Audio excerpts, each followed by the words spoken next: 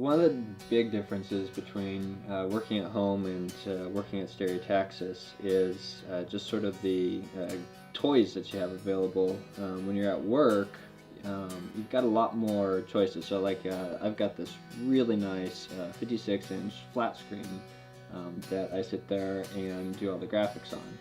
And when I come home, I'm actually down to just the single monitor on the laptop.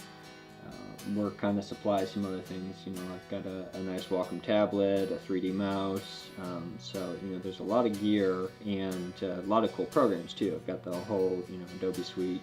When I get home, a lot of times I'll be playing around with some more open source tools, or just trying to make do with what I've got. But at the same time, what I'm working on in that case is for fun.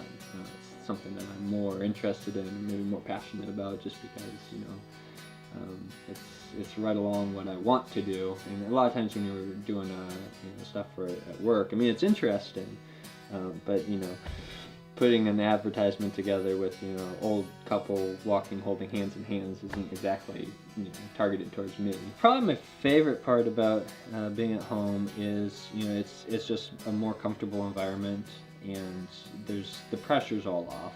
It's also kind of nice, being around the family, just because, again, if you're at a block or a good stop point, going out and playing with the kids is kind of a re-energizing part for creativity. It's also kind of nice too when you're working on your own projects. You get to focus on what you like, and the thing that you're building you're more passionate about. You want to see it to its very best.